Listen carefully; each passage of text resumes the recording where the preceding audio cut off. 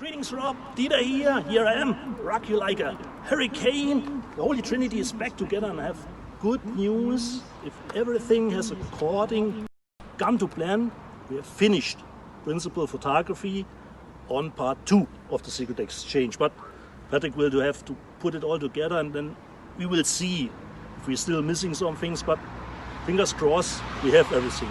You can see Mia is with us. Patrick is here. Mia, who is responsible for the look with the 2 braids? My mom. His mom. Okay. We have to hire her to make her regular for hair and makeup, because you can salvage anything here. Okay. So now we have finished part 2. No payday still.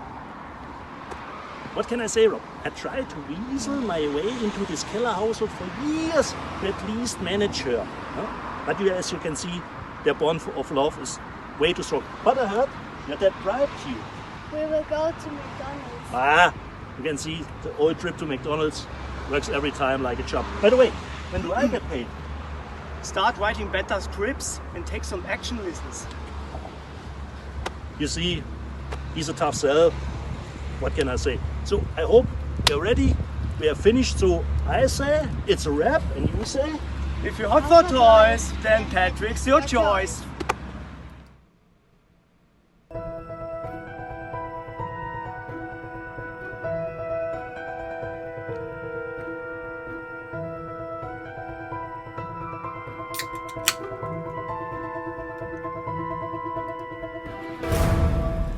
Well, greetings, imagination connoisseurs. Once again, it is I, your Duke of Dope Discourse, your master of fun and wonder, your viceroy of verisimilitude, your sommelier of sci-fi and cinema, and of course, your archbishop of Banterbury, your chancellor of cheerfulness, your pharaoh of physical media. Who knows how much artwork I'm eventually going to have for these intros, and of course, your existential Mr. Rogers, Robert Meyer Burnett.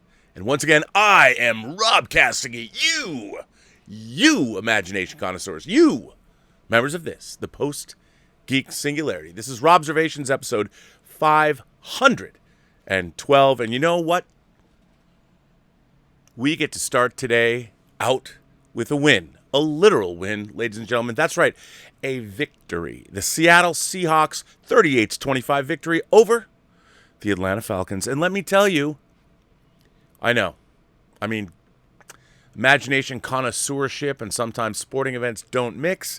But as we all know, the Seattle Seahawks are the Jedi Knights of the Pacific Northwest. And they scored a decisive victory over the Atlanta Falcons. 2 birds, 1 football. And look what happened. The Seahawks emerge victorious. You know, there's no Chaz or Chad or no Capitol Hill exclusion zone up there, man. The Seahawks included the entire state of Washington in their victory over the Atlanta Falcons. Still smoky here, ladies and gentlemen. So forgive me if I have to drink. I know people are like, I don't like listening to you drink on. I get it, but what can't I do? You know, it's I got the little aha going. By the way, again, I can't tell you how much I know. I'm a chump for like buying sparkling water, but the black cherry and coffee, it's just such a heady brew. I can't not love it. Anyway, ladies and gentlemen, I would be remiss if we didn't start today and we didn't think about those that lost their lives 21 years ago today, September 13th, 1999 on the moon. Obviously, all the souls, the poor souls on Moonbase Alpha. I mean, we really don't know what happened to them. 21 years later, we've still had no contact. We have no moon, clearly.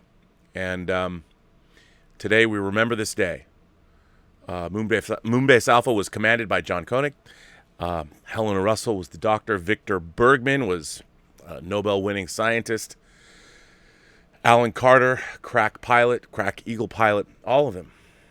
They disappeared. So did the moon, by the way. They were tracking it, and then it looked like some kind of space anomaly happened, and it was gone.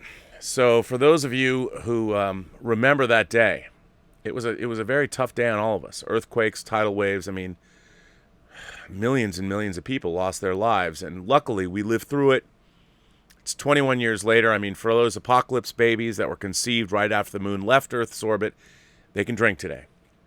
Actually, maybe not today. Maybe in a couple weeks, because they weren't actually necessarily, well, maybe they were conceived. Who knows? I'm just saying there's probably a lot of people out there eagerly awaiting true millennials, born, well, 2 years before the actual millennium, because the real millennium was in 2001, not 2000. That's why Kubrick called his movie 2001, A Space Odyssey, and not 2000. Although, it's an argument I've been fighting for a long time. Anyway, it's great to have you here on a Sunday, Super Bowl Sunday. Well, it's not Super Bowl Sunday, but it's on the road to the Super Bowl. It's NFL Sunday, the first NFL Sunday of the season. I mean, my God, it's nice to have the footballs back, isn't it? It's pretty crazy. Anyway, I'm really happy. There's a semblance of normality. You can actually see the sun. I had a little lunch on the backyard deck with Elizabeth, and the apocalyptic smoke cloud is beginning to part. You can see the sky. But I think the story I wanted to talk about today is, of course, the ongoing story of opening the box office with Tenet, Christopher Nolan's new film, the savior of the box office according to Warner Brothers. Big deal to have it all open. So I think it's really interesting. Look. My favorite thing in the world, one of my favorite things, we all know what my favorite thing is. One of my favorite things in the world has always been to go to go to the picture shows, go to the movies. And why? Because movies transport you. I mean, I'm a fan of storytelling, as you know. But stories, I feel the best stories, the best medium, as much as I love to read, I am surrounded by thousands of books. Of all kinds, graphic novels, but novels. Actually, you can't really see it, but there's two levels of novels, and there's graphic novels, and things descend down, and then there's film books over there, which you can't see, but you'll see those soon. But storytelling, I think, movies, cinema, which is a product of the 20th century, really. While the technology was developed in the 19th century, it was really refined in the 20th century. And storytelling from around the world with images and pictures, I mean, it combines technology with the great arts, whether it's movement, whether it's acting, storytelling, writing, and then you have the added benefit of technology. And as technology has increased, the ways we can tell stories have gotten better. And I've loved the movies my whole life. And I think they're important. I really do. I've often banged on the show about how when you go to the theater, it's amazing that you can get, if you're in a large theater, 1,000 people from all walks of life, all different shapes, size, colors, and creeds. Imagination connoisseurs. Let's face it, everyone's an imagination connoisseur, not just the people that watch this show. We all are.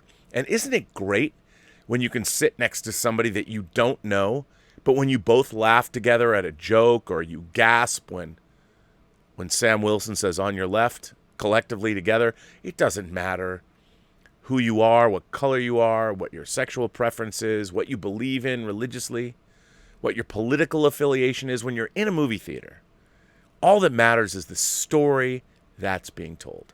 And I think that's glorious. And one of the things that this pandemic has certainly put the kibosh on is moviegoing, the moviegoing experience, which is something for me. I mean, I used to tell people when they would tell me they were depressed in junior high and high school, my answer would always be, you can't be depressed. You can't be suicidal because such and such is coming out in 6 months.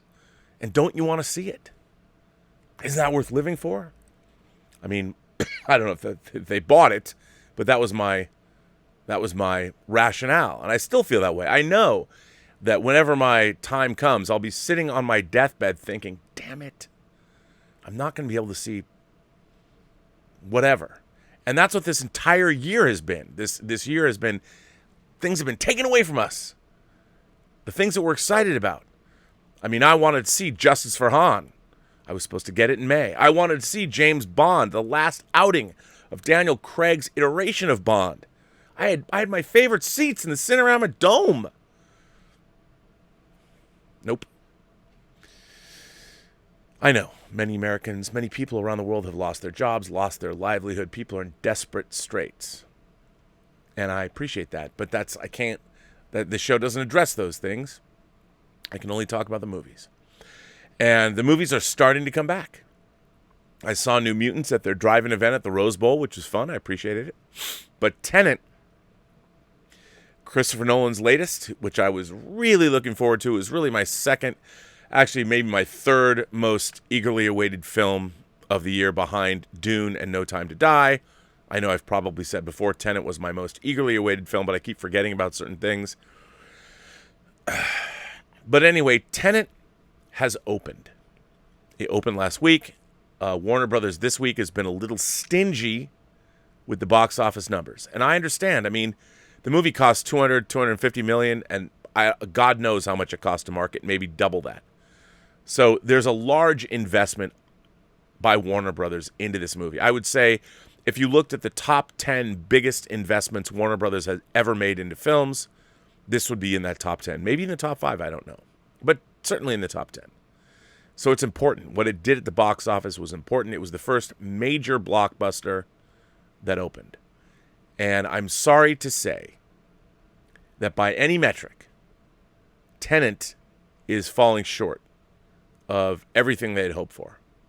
Now, this is not to pillory or disparage either Warner Brothers or the movie itself. And now, the movie's been very mixed, more mixed than I thought. And I have yet to see it. So I cannot comment on its quality. But once again, we hear about Christopher Nolan's sound mixing. He has a thing. He has a aesthetic that he has used in many films.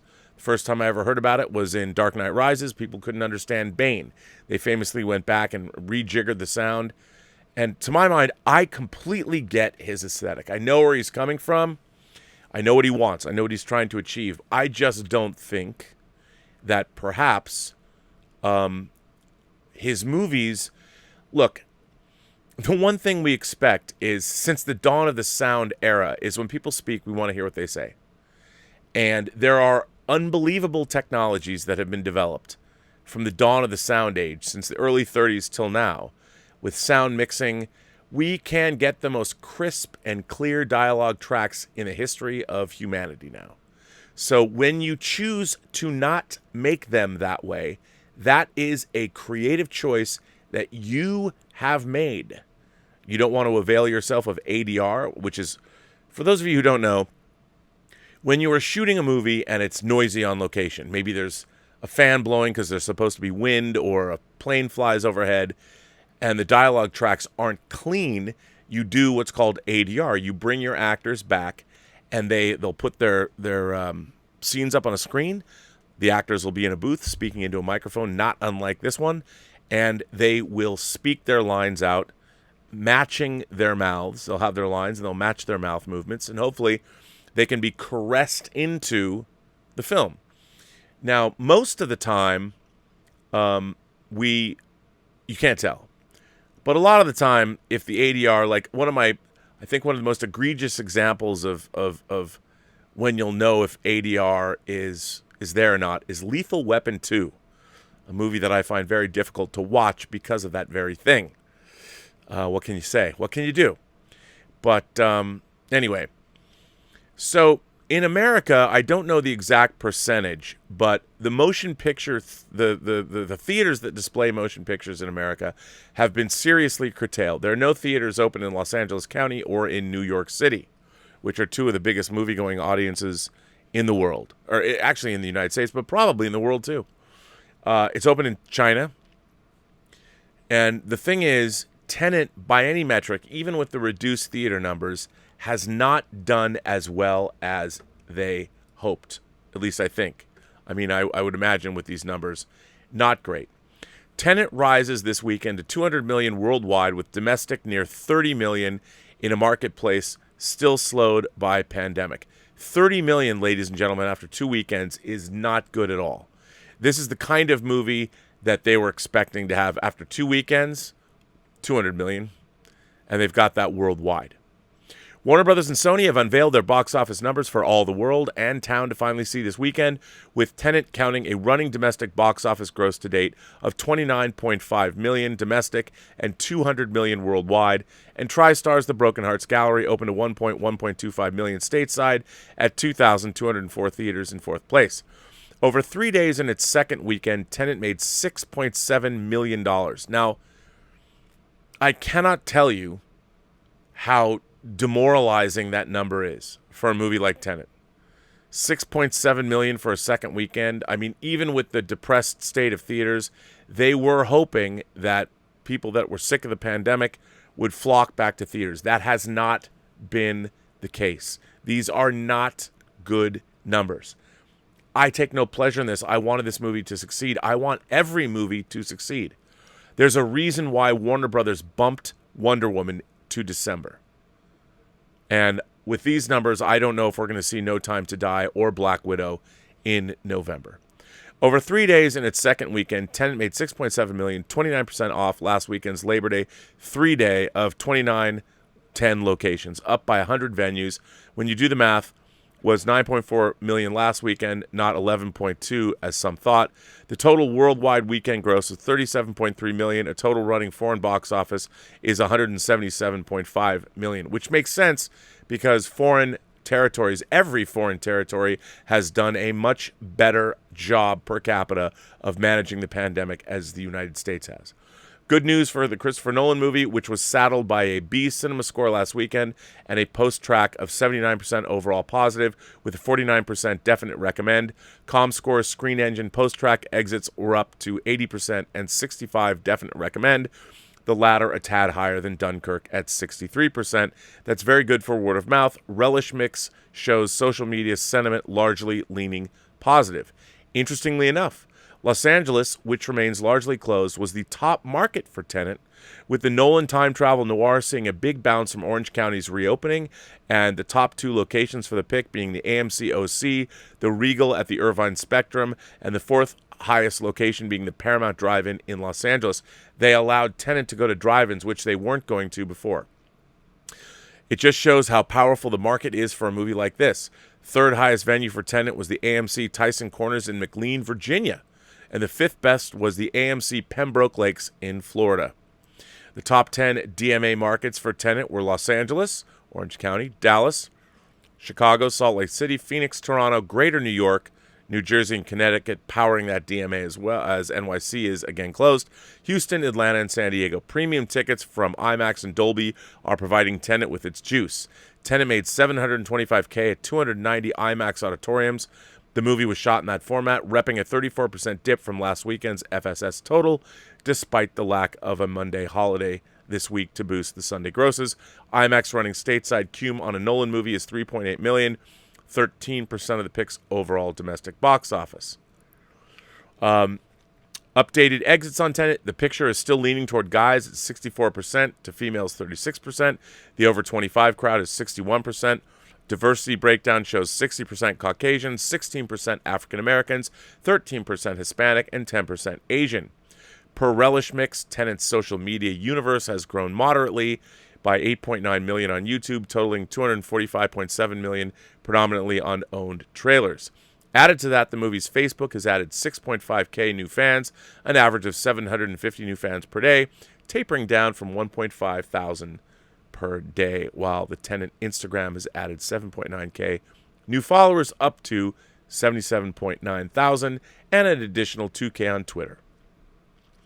Los Angeles was the top market for... Oh, that's all they got on this movie. Now, that might seem like it's a rosy picture, but it is not.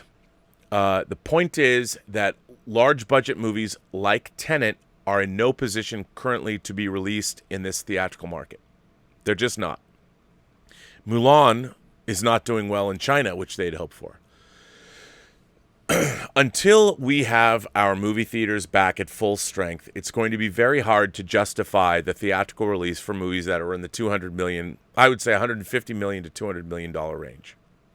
Because we want them to at least, the common wisdom is 3 times their budget. Nowadays, it's 4 times when you really include all the global marketing. So that's what we need. That's what we have to have, and we're not getting that. And if we're not going to get that, and if it's not going to happen anytime soon, I see that there's a lot of postponements in our future. Warner Brothers is going to have to take a real long, hard look at where we're at. They're planning to open right now. I'm sure this will change, but Wonder Woman and Dune within a week of each other. Two of the most anticipated movies of 2020. Certainly Dune is my most anticipated film of 2020. The idea that they're going to be both released in December within a week of each other, I think, is wishful thinking. However, right now on the horizon, we've got Black Widow a month and a half away, and, of course, No Time to Die, which is supposed to open in 2 months. We shall see if that's going to be the case, but No Time to Die is probably even more expensive than Tenet. The production budget has been reported at $250 million. They've had to market the film twice, so who knows what's going to happen. What does that mean for moviegoers? Look, movie theaters were dying on the vine. They needed a shot in the arm. They really did. And it's great to see people going to movies in Orange County. They're doing business there. But we have to see. We'll know in a couple weeks, are movie theaters still viable? Have they taken the precautions they need to? I want movie theaters to open. I haven't been to a movie theater since February. I am dying to go back. I would do anything to go back and see a movie right now, just to smell the popcorn. When you go into that theater, I want to go so damn bad. This has been the longest time, I think, in my life since I was 7 or 8 that I haven't seen a movie in the theater. Most of my life. I mean, it's so strange to me that I haven't sat down and heard the familiar fanfare of my favorite studios, whether it was Paramount, whether it was Universal, whether it was Disney, or, of course, 20th Century Fox. I mean, I desperately want to go back to the theaters, but with these kinds of numbers, it's just they're not doing what they need to do. They're not doing what they need to do to open up the theaters, and it bums me out.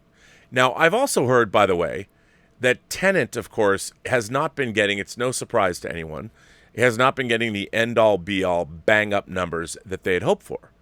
And the film might be too smart for its own good. A lot of people have said it's a little dour. I mean, it's beautiful, of course, as I would expect.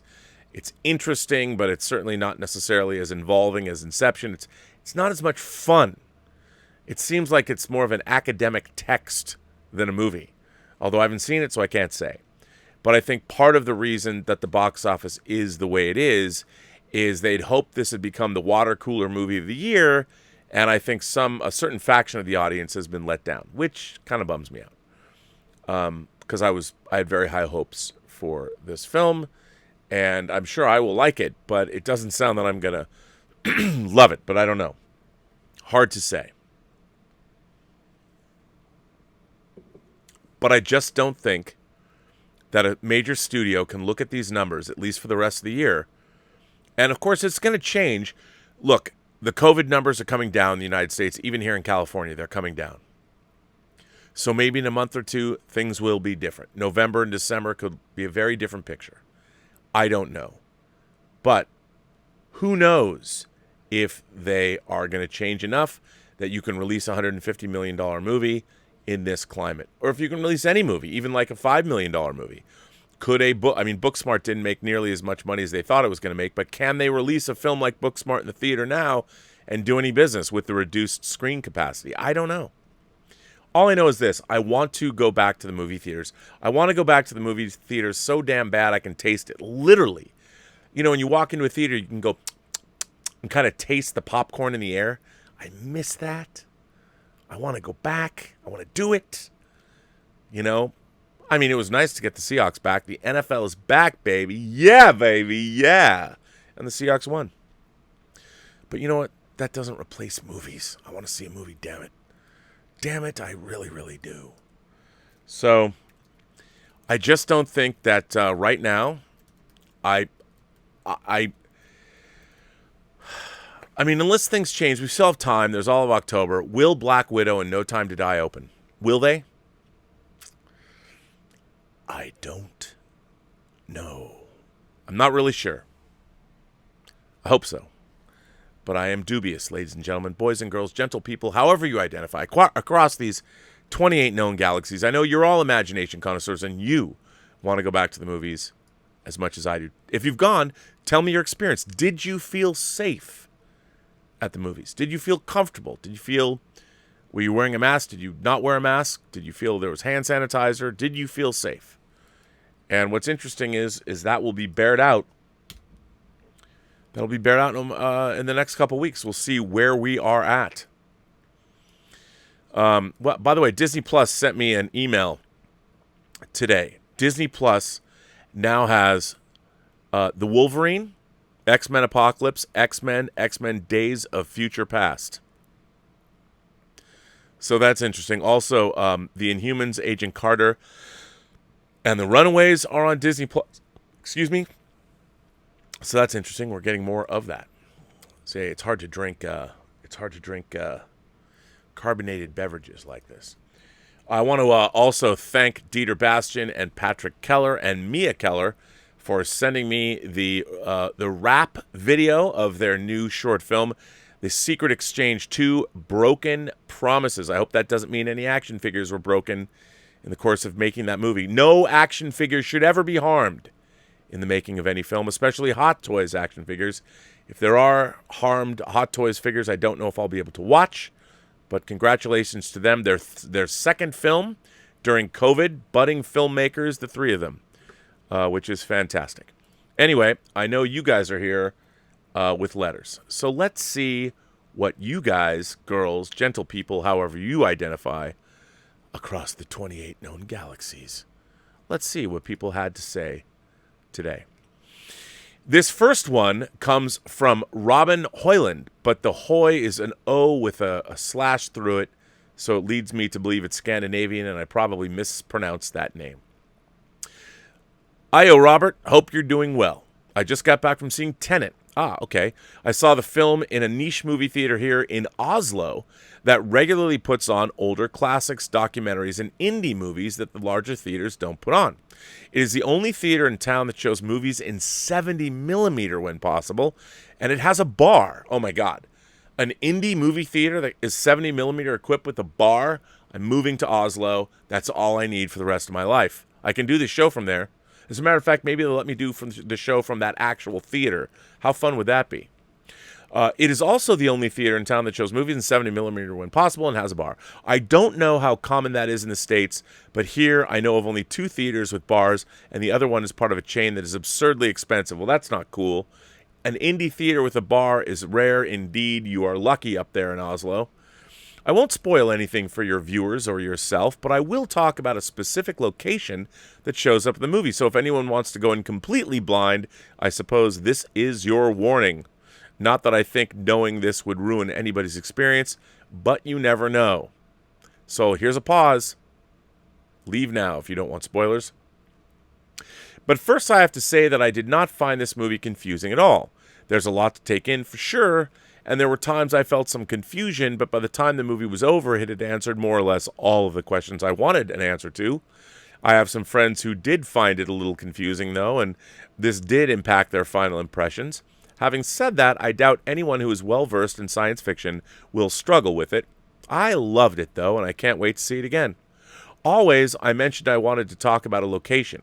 Anyways, and anyone who's followed the movie's production probably knows that it had some scenes shot here in Oslo, Norway.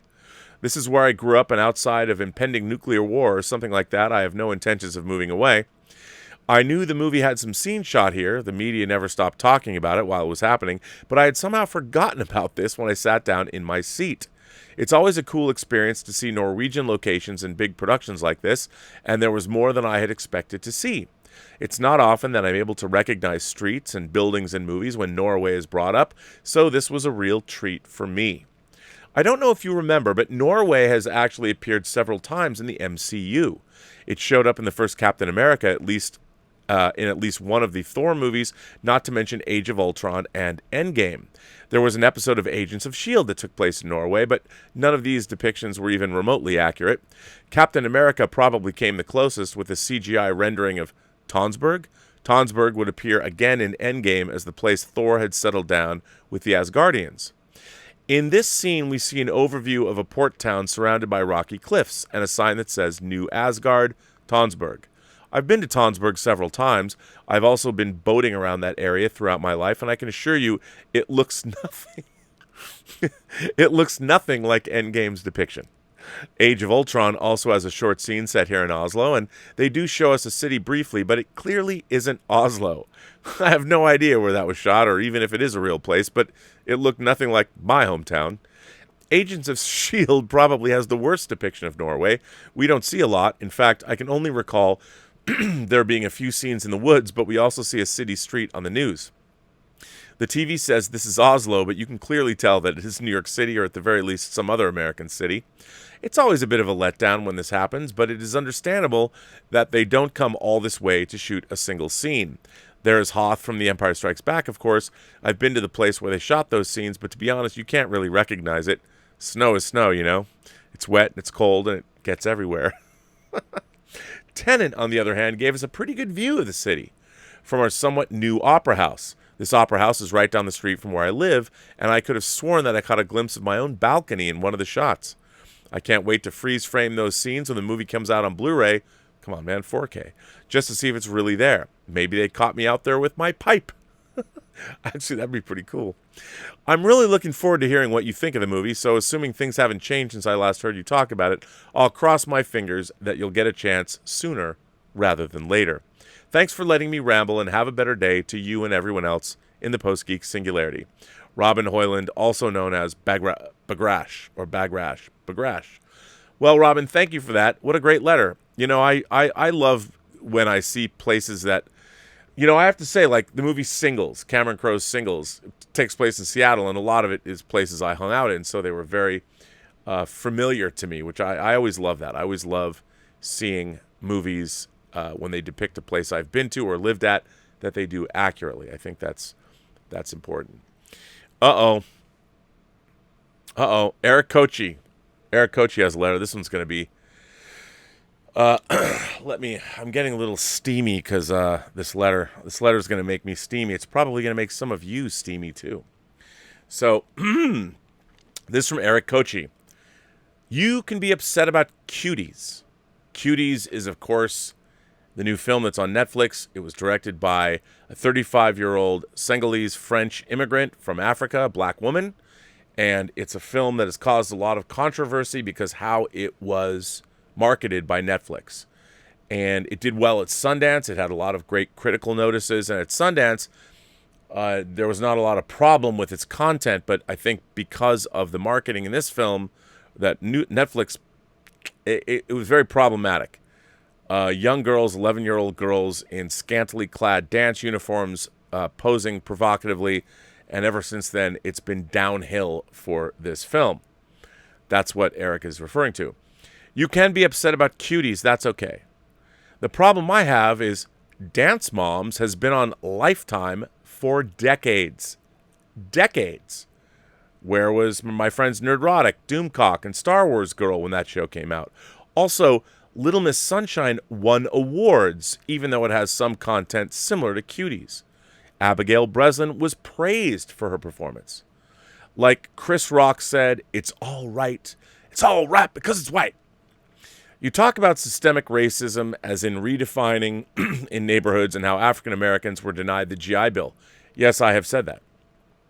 I think one of the great tragedies of 20th century America is that when our black soldiers returned from World War II, they could not avail themselves of the GI Bill. If black Americans were able to do that, who knows how different the black experience of America would have been from the end of World War II to the present day. It could have been very, very different. Cuties is from France, a movie by a Senegalese woman. Dance Moms and Little Miss Sunshine are predominantly white and American. That's racism, xenophobia, and sexism. The criticism of this movie is all of that, plain and simple. Oh yeah, free speech. I have free speech too, but apparently some people don't believe in it if it's problematic. Who decides what is problematic? It's okay to have racism, sexism, and xenophobia, but not okay to call them out? Even if it's an act, even if it is entertainment, when this year is over and history judges the post-truth era, How will history evaluate the actions of the enablers of hate, racism, and sexism? My conscience is clear. That from Eric Kochi. Well, Eric, it's interesting. I was actually going back and forth with people on Twitter about this last night. And one of the things that I said about this film is I said it was being America-splained. How there's mansplaining, we're America-splaining about this movie. When it came out of Sundance, there was a lot of people talking about, yes, there's problematic content. Yes, there are the sexualization of children. But from what I read from the Sundance reviews, I have not seen Cuties. And I thought the original marketing that Netflix did was horrific. Terrible.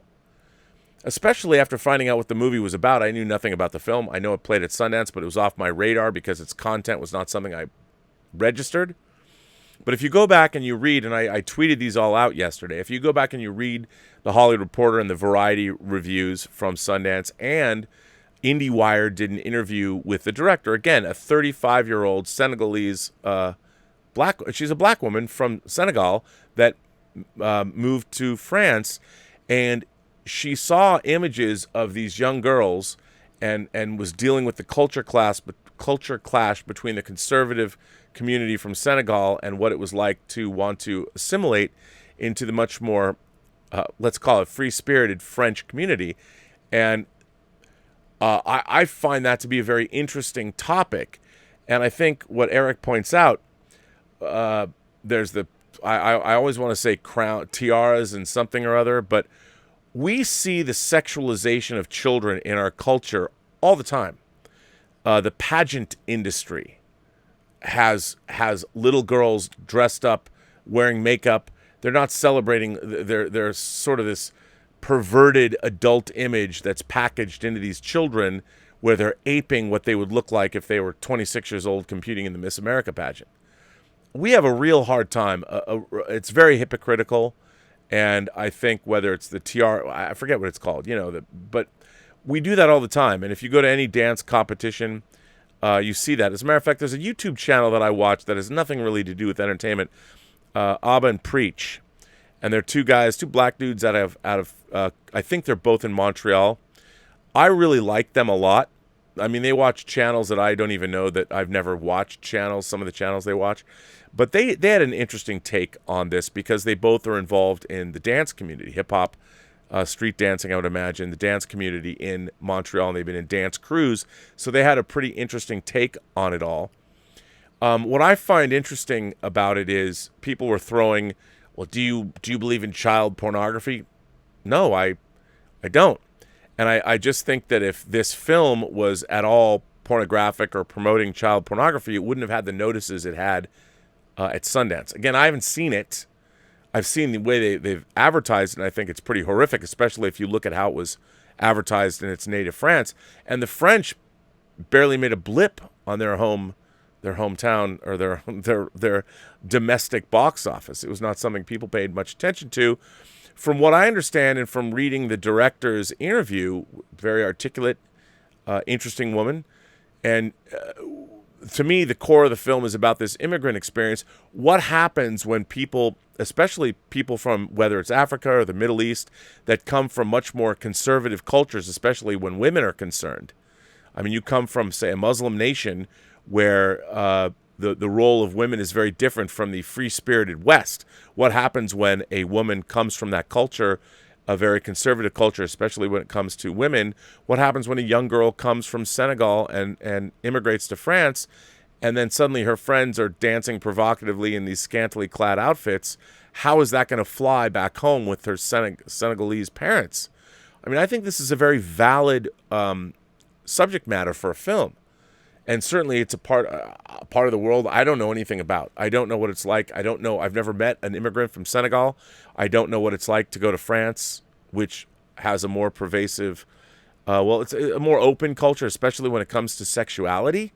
I mean, Americans in sexuality, we're even much more closed off than, say, France is. So there's a lot of people. The sexualization of children is it's a horrible thing.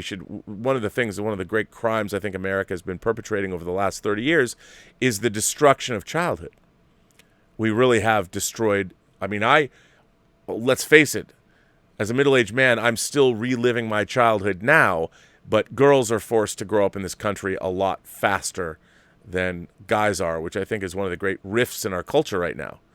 But also with things like social media, Instagram, whatever you want to call it, the sexualization of girls is, I think, a huge problem. It's a huge problem, and it's something that we need to combat. But on the other hand, I mean, I said to somebody on Twitter, when I was 12 years old, I took a jazz dancing class from a woman named Camille Chrysler. I loved Grease, and I loved West Side Story, and I liked dancing. I'm not a particularly good dancer even now, but my mom knew that I liked that, so she said, would you be interested in taking a jazz dancing class? And I said, okay. So when I was 12, I did. I was the only guy in the class, and, at 12, you would think, all right, girls are in their tights, and they're, let me just say, being in that jazz dancing class was one of the least sexually charged places I've ever been in my life, because despite the fact that I had a bunch of 6th grade girls and we were dancing and they were all really cute, it was horrifying. It was difficult. I was not as skilled as the girls were, and when we had to do a recital, it was absolutely horrifyingly scary. So my experience of being in an actual dance troupe with a bunch of girls, and I was the only boy in the class, it might seem like it would be the greatest place in the world to be. It was not. And I assure you, when you are dancing, it's interesting, because when you are dancing, your body becomes an instrument, and you have to think of your body in its entirety. You have to have a holistic approach. You're not thinking about your sexuality. You're thinking about your entire physical being, because when you're dancing, you have to. So, and then there's a lot of people saying, wow, the kids were being abused when they filmed this movie. And I've told this story before on this show. When I was making Texas Chainsaw Massacre 3, we had a young girl who at one point pulls a lever and a sledgehammer comes down and smashes a human being in his head, cracks his skull open, and the little girl puts a cup underneath to collect the blood and takes it to one of her family members so they can drink it. Blood on tap. And I sat next to her when we watched the premiere, and she was young. I want to say she was 6 or 7 maybe when we shot the film. And when the movie was over, she was totally frustrated. She's like, I don't understand why they cut all my part out. I remember having a conversation with her, and she didn't get it. And I said, well, and she was like, I had so much fun making the blood was so much fun. And I said, yeah, when we're making horror movies, it's very different for the audience when they watch horror movies. So, look, I'm not defending anything, but I do find it interesting that we as Americans, first of all, are trying to tell a black immigrant female film director about her own experience, what's good and what's bad about it. And I'm not saying that it's not problematic. I'm not. I have not seen the film. I've seen the marketing of it. I think the marketing of it is incredibly problematic. I haven't seen a film. I've read the reviews out of Sundance, which were good to great. And I've read reviews with the director. That's all I've done. And from what I understand, what Eric is talking about, I think that I find it really interesting. If I had said half the shit on Twitter about a black female director who is making a film about her own immigrant experience through the eyes of these other girls, you would get eviscerated. You get burned at the stake of Twitter. So I do think that everything that Eric is saying is very compelling. The fact that we have had dance moms and I want to say coconuts and tiaras. I never watched that show, but a pageant show with little girls. I mean, we've seen this happening in this country on our TVs for decades, and apparently people have forgotten this. But I think Eric is correct, and I tweeted out last night that I found it interesting that we're America-splaining our offense to a Senegalese director who made a film based on her own experience, and we're trying to tell her that it's somehow. People are throwing around the word pedophilia. Now, I can't imagine this film actually has pedophilia in it. And I think people need to check themselves when they throw that word around, because it's a very specific word that means something very specific. And I don't know, but I certainly know that it's been, and people are like, I am not supporting this film. I'm not necessarily supporting even the depiction of young girls in this movie. I have not seen this movie. I have not. But I also think that, when you go to court and you're being convicted of murder, we even have degrees of what is it, first degree, is it second degree, is it involuntary manslaughter? So even when you go to court for murdering somebody, there are degrees. And when I see films or I see movies that are deemed problematic, I always ask myself, okay, let's look at this in terms of the degrees. How egregious is this film? And I brought up on Twitter, I said, okay, when Martin Scorsese made Taxi Driver, Jodie Foster was 12 years old. She's playing a prostitute. And in the film, she graphically talks about what she does to her Johns. And Harvey Keitel, as her pimp, is saying what she does in very graphic fashion. And I've said to people, so what about Jodie Foster's depiction of the girl in Taxi Driver, of Iris, the prostitute? Is that not sexualizing a girl? And that movie came out 44 years ago? I mean, these, and are we equating then that Cuties is close to Taxi Driver? Or is it because Jodie Foster's character, as a 12-year-old, she's playing a prostitute, that literally her character fucks men at 12? Are the girls in Cuties like that? And I think that you have to ask yourself, when you start bandying about terms, I think it's really important to put them in context and understand what you're saying. And I find it interesting. Nobody seemed to object when I asked that question. Nobody said, well, no. So it's okay to show a 12-year-old prostitute who is on the streets, street walking for Harvey Keitel, who is talking about all kinds of manner of adult activity she'll get up to. Even she comes out of her mouth. But that's okay? But a movie like Cuties that is displaying things that we see on Dance Moms and that Tiara show, the pageant culture, these are things that we know exist. And the real question is what Cuties is what it is doing, is it pornographic? Is it appealing to pedophiles? Or are we imposing that on it? Does it really? Just like I don't think that pedophiles would necessarily be attracted. First of all, if you know what pedophilia really is, there's a difference between girls on the cusp of their teens. But anyway, it's certainly a problematic topic. So, Eric, I want to thank you for writing in. What do you guys think? I know there's going to be a lot of people. I'm not approving of this. I don't approve of pedophilia. I don't approve of... when I was a teenager, I was always interested in older women because I wanted to learn what, they could teach me. I was never... Even when I was younger, I was hardly ever interested in girls my own age. So, it's not something I relate to. I've never been like... I've always been interested in, let's call them mature women. Mature women that were more mature than me. And I just think it's a problematic topic that I think we need to start having a little bit more well-reasoned and thoughtful debate about. So I want to thank you, Eric, for writing in this letter. Watch. I'm sure I'm getting flamed for this now. But what can I say? I mean, I don't know what to say to you. This next letter comes from Doc Vader. As you know, we've been getting a few letters from a couple of people, Doc Vader being one, about Filipino genre cinema. And I've learned more about Filipino genre cinema in the last week than I've ever known about it my whole life. I mean, I'd seen the Twilight People. That was about it from the early 70s. I did not know there were Filipino Batman movies. Batman teams up with James Bond. I mean, bring him on. Where's that set from Arrow on Blu-ray? Anyway, this comes from Doc Vader. Greetings, Rob. Thank you for reading my last letter, and I'm glad that our fellow imagination connoisseurs are enjoying our journey into Filipino movies.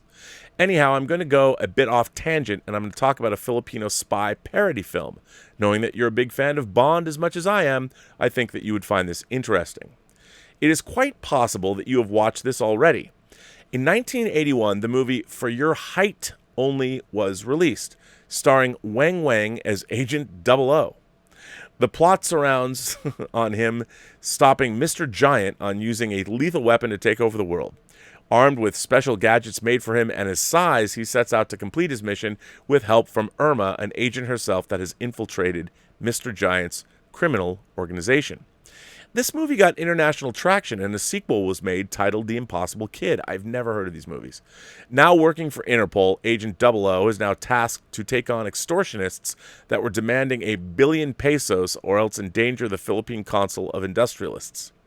In 2013, Australian director Andrew Leavold made the documentary The Search for Wang Wang. The film follows his quest to discover what happened to the actor Wang Wang, who up to this date is still the shortest leading man in all of cinema history. The documentary had a lot of insights from exploitation cinema and uncovers the actor's life post-fame. Filipino films draw a lot of ideas from Hollywood and have modeled its own golden age from American cinema. It does show some of our ingenuity, and it works because it is hilarious. We're not ever known for our spycraft, and to think we also have Western cowboy films. Wang Wang starred in films De Best in De West and De Wild Wild Wang. De Wild Wild Wang. The list goes on, and I think we can tackle, what we can tackle about Philippine cinema. So I'm stopping. Oh wait, the list goes on, and I think and what we can tackle about Philippine cinema. So stopping here for now. Doc Vader. Here is a link to the full movie that is English dubbed. Oh my God, I have to watch this. I'm going to put this link in the live chat. So here you go. Let's hear it for Wang Wang, the shortest man ever to be in a movie. Who played 00. Wow, that's crazy. Now, I'm not going to read this on the air, but I want to thank Julian Deadman for writing in. Thank you for that, Julian. Appreciate it. This one comes from Omar94. Hello, Omar. One would think iconic and beloved movies are always well received from the time they're released. However, that's not true, as many movies that are beloved now received mixed or negative reviews when they were originally released, but were later reevaluated and now are really well received. It's a Wonderful Life received mixed reviews and flopped at the box office when it first was released, but it was reevaluated decades later and is now a beloved classic. Several of Alfred Hitchcock's movies, like To Catch a Thief, Vertigo, and Psycho, got mixed reviews when they were released, but are now really well received. Vertigo has even supplanted Citizen Kane as the best movie ever made. Predator got mixed to negative reviews when it first came out, but is now a very popular and well-liked action movie. Die Hard got mixed reviews when it was first released and is now beloved and considered a classic and one of the greatest action movies ever. I'm not sure what causes movies to be reevaluated, but I find it very, very interesting when that happens. Thanks, and live long and prosper. I think the movie that I was most looking forward to, because I had read the book, the novella so many times, that I thought was going to be a gigantic box office hit, was The Shawshank Redemption, based on a short novella that was in different seasons from '82 called Rita Hayworth and Shawshank Redemption. Not Rita Hayworth and it was just Rita Hayworth and Shawshank Redemption. And I read that story every year at Christmas because I was a huge Stephen King fan and I thought it was appropriate for the holidays. I thought that movie was going to be huge. It was director Frank Darabont. He wrote and directed it. He wrote the script. He bought the film after he made The Woman in the Room, and people like Rob Reiner offered him $1 million if they could take it off his hands. It still was a Castle Rock movie, but Darabont said nope, and he made the movie he wanted to make, and it's one of the most beloved classics of all time. I don't think it even made more than $25 million at the box office when it first came out. Nobody knew what to make of it. Nobody knew it. It wasn't even billed as like from Stephen King's wonderful short story because they thought people would think it was a horror movie and it would kill the business. Terrible. But, of course, Shawshank Redemption is what it is today, so I am right there with you. It's a bummer. I think a lot of it has to do... it's funny. There's a lot of talk about Kevin Costner's The Postman now, with all the talk of defunding the post office or the election or messing around with the U.S. Post Office, which is silly, and how The Postman seemed so, prescient today. And I think that I saw The Postman. This is post Dances with Wolves. I saw The Postman at the Steve Ross Theater on the Warner Brothers lot. And I think I saw it before The Matrix, which is how I knew to go. I think The Postman was the first movie I saw in the Warner lot. And when I saw it, it was, I think, the very first time the finished film had ever been screened for anybody. And Kevin Costner was there. And he walked out, and for somebody who wanted to make movies, you know, this mattered to me. He walked out on stage. Kevin Costner was beaming with pride. He was so excited. You could feel that he stepped out on the stage. Steve Ross Theater was packed. I mean, this is the man who made Dances with Wolves. We expected this to be great, you know, equally affecting. And he said to the audience, he said, I only wish, and he meant this because he'd worked on every frame of the film, so he could never have the experience of seeing it for the first time. But he was so excited to provide this opportunity for people. So I was sitting in that audience, and I love Dances with Wolves, and I love Kevin Costner. I'd love Kevin Costner since Silverado, or maybe even Fandango or something. But I love Kevin Costner, and John Dunbar. I love Dances with Wolves. So he comes out, and I was on the edge of my seat. I'm like, wow. And by the way, I met Kevin Costner once. I met him when I was working at Warner Brothers, and I was answering phones. I worked for Senior Vice President of Production, Bill Young. He was in charge of all the physical production at Warner Brothers.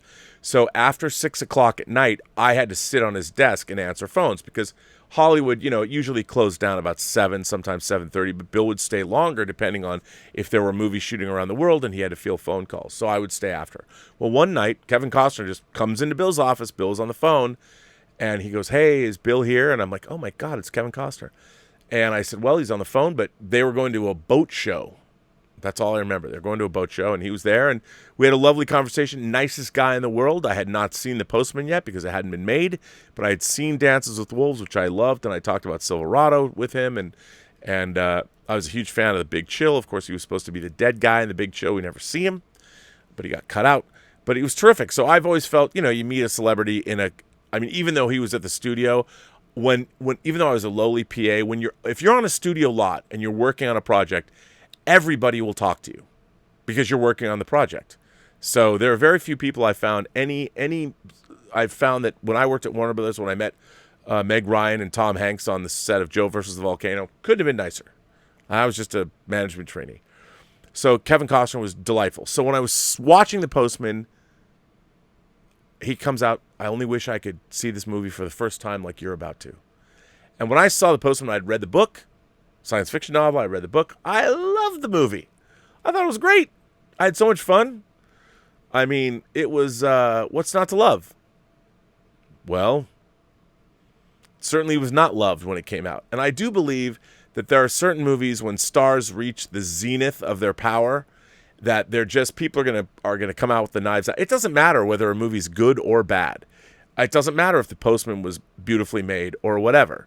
There are people that are just they don't care. Oh, who's Kevin Costner to make some Americana science fiction dystopian post-apocalyptic movie about rah-rah the post office? I mean, there are people that were going to just kill him anyway. And I think a lot of the time that happens. I do think that people come out with their knife sharpened and they want to savage something before they've given it a shot, which is kind of a bummer. I think that's kind of what happened to The Postman. So that's something, Omar, that that's what first comes to mind. This letter, another letter about Filipino genre cinema that comes from Mike F. So we've had Doc Vader and Mike F. Maybe they're the same person, but Doc Vader and Mike F. have been sending letters in. Mike F. says, hi again, Rob, and to the imaginary connoisseurs of the Post-Geek Singularity. Thank you for reading my letter regarding the Filipino Batman movies. I had no idea how shocking was that. First of all, I will share to you the YouTube links that I found. There is a full James Batman movie with English subtitles that you can watch on YouTube. That would be the James Bond meets Batman movie. Wow, well okay. Here you go. There is that. There is the James Batman movie. And then there's the almost 6-minute trailer of Alias Batman and Robin. That would be Alias Batman and Robin. So this is another Filipino Batman movie. Looking at Alias Batman and Robin, I was laughing so much because it was really goofy and kind of reminiscent of the Batman 60s TV show with Adam West. There's also a musical number of the Joker and Penguin robbing a bank. Are they singing Swinging on a Star like Hudson Hawk did with Dan Aiello? Anyways, on this letter, I will discuss Filipino movies that parodied or spoofed on Hollywood movies because I did more research, and there are some that are interesting. First is the 1981 movie For Your Height Only, which is a parody of the James Bond movies, or the spy genre itself, and the title is a play on For Your Eyes Only. The movie starred the late actor Wang Wang, and who was standing at the height of just 2 feet 9 inches. Wow. 2 feet 9 inches. It was a huge hit when it was released, and it spawned a sequel, which was released the next year. Second is the 1988 movie Enteng the Dragon, a parody of the Bruce Lee movie Enter the Dragon. It stars Philippine comedy legend Dolphy. Here's the premise, according to the Wikipedia page. The story revolves around Enteng, a vendor of a mobile food house in Chinatown. Enteng is known for his humor, and a journalist and star reporter named Rowena was interested to cover this story after her editor-in-chief saw him as worthy of human interest. Kudo, a young boy that he found sleeping in his food wagon, led him to the shrine of the monks that sealed his destiny as a vigilante and hero. Third is He-Man, Master of None, released in 1985, which is a parody of Masters of the Universe hero. Per Wikipedia, the premise is He-Man, a Filipino superhero who grew up as an ordinary native named Herman, guided by a deaf-mute man, Dilla, not knowing that he is a prince who has superpowers to defeat their enemies. There's a lot more I can share to you. Dolphy himself has starred in movies like Dr. Yes. Isn't that the Dr. No porn parody? Dolepinger, The Seven Faces of Dr. Sibaso, Dolphy's Angels, Goatbuster, Acting is Not Missing, and Titanic. It's a pun since tate means father in English. Titanic, I get it. I'm sure that you recognize which Hollywood titles they parody on. Also, another Filipino comedy film that parodies Hollywood titles are things like Crocodile Jones, the son of Indiana Dundee, Starzan, Rocky Plus 5, and She-Man, Mistress of the Universe, and more.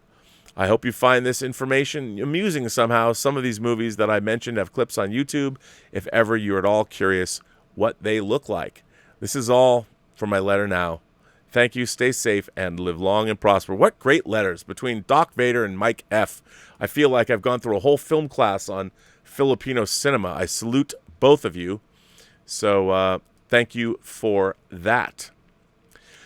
This letter comes from, again, our friend Enterprise H, NCC 1701H. Pharaoh Physical Media, greetings. First, there are several reasons why I keep asking you about the game Generations. So Enterprise H wants me to watch the playthrough video of Generations. I feel bad. I haven't done it yet. But I'm going to one day. But one that I've not mentioned yet because of the simple fact that you said you'd check it out and I take people at their word. There have been periods where I've given people an extensive break between asking them to check things out. If you don't have any interest, just tell me plain and simple and I will never bring it up again. No, bring it up again. I mean, I just haven't watched it. I'd be curious to see it. I have the funny thing, watching a game playthrough, it just it doesn't get up on my priority, but I'd like to see it just because I'm curious. Secondly, I hope my last letter was interesting. I wanted to write about more stuff, but it got too long, so I decided against it. And the following is somewhat political in nature. Read it at your own discretion. Thirdly, you keep talking about the end of civility and the breakdown of civilization. Well, first of all, I have to say that's my greatest fear. You know, some people are scared of spiders. Some people are, I know that Sarah Paulson is scared of holes, I heard about. It's an actual phobia. The thing that I'm most scared about is the breakdown of civility and civilization. You know, when in that post-apocalyptic world, life is cheap, it doesn't mean anything, someone will come and shoot you in the face and rape your girlfriend. That kind of thing scares me because I love human civilization. I love everything we've built, and I don't want to see us revert back to the jungle. I mean, I saw something last night that was incredibly disturbing to me, and I keep thinking about it. I've been thinking about it all day. I'll tell you what it is. It has nothing to do with this show, and I'm sorry to bring it up, but it's on my mind. So last night, actually around 7 o'clock last night, there were 2 sheriff's deputies that were 14 months out of the academy. One was a 31-year-old mother of a 6-year-old, and the other was a 24-year-old, and they graduated from the academy together. They'd been they'd been part of the sheriff's department for 14 months. They were in their SUV, their police SUV, and they were sitting outside of a train station they're overseeing the train station to make sure public transit's safe. They were just sitting there, and someone walked up to their car and literally opened fire point blank into the passenger window of their car. both officers are in critical condition. Now, with everything that goes on, I've often said in this, one of my beliefs is you cannot trade one oppression for another. And the death of any human being, as I've said, we are the most valuable resource in the universe. There's only one of each of us, as Dr. McCoy said in Balance of Terror. And to see such a wanton disregard for human life, and I know we're going through a period of time where the police are not exactly the most well-liked people in the world, but if you take a police force of, say, 100 people on it, how many of those 100 people are bad eggs? Is a 31-year-old mother of a 6-year-old deserving of getting point-blank, literally assassinated? Straight up, it was an assassination. And they were both shot in the head. And they're both. Does that child deserve to grow up without a mother? Now, am I saying that other people who've died at the hands of police custody should that? No, you can't trade one oppression for another. So it's that kind of breakdown of civility is what scares me the most. So anyway, thirdly, you keep talking about the end of civility and the breakdown of civilization. I heard you are already familiar with Bret Weinstein. So if you don't mind me asking, what do you think of his plan to save the republic from the two-party system with his Unity 2020 campaign? Well, for those of you who don't know, I went to the Evergreen State College before I went to USC. The Evergreen State College, when I went there in the mid-'80s, was what I would call a very crunchy, chewy, very liberal hippie school. It had a very big LGBTQ organization on campus that put on the best events. A very alternative school. 3,000 people. It was a lot of fun. I loved going there. But in 2017, the students took over the asylum. There was a big sit-in. They took it over. They took the dean hostage. Very, very interesting situation. Bret Weinstein was at the forefront of it. He was a very beloved teacher of evolutionary biology. And any kind of evolutionary biology has come under fire from a lot of the far left because they see actual biological or evolutionary science as being, let's just say, not supportive of their personal beliefs. And I'm a huge fan of Bret Weinstein, and what happened to him and what happened at Evergreen in 2017 was so far removed from my great experience at that college, it just kind of made me sad. And if I were to chart the changes from when I started there from 85 to 88, and then to see where Evergreen was in 2017, I thought what the students did was shameful. I think it's odd that students go to a college, they spend all this time, they go to a college, they make a decision, they have to literally try really hard to get into a college, and then they spend the next 4 years telling the very people that work at the college they want to get into how wrong they are about everything. Students telling the faculty they don't know what's up, that I feel triggered, or I'm like, why are you in college then? Why did you pay to go to Harvard, or why did you pay to go to Evergreen? If you're not ready for the intellectual rigors of what learning how to think clearly bring you, then don't go to college. But anyway, that's the way I thought about it. I don't know much about his to save the republic from a two-party system. I don't know if this is the time, to be honest. I don't know if 2020 is the year that we want to start this system. I mean, I maybe in somebody like Obama's second term, you could have got that rolling. But now I think this election is one of the most crucial, and it's the most important in any year that I have been alive on this planet. So I think everybody should vote, and you should vote your conscience and vote what you believe in. So, yeah.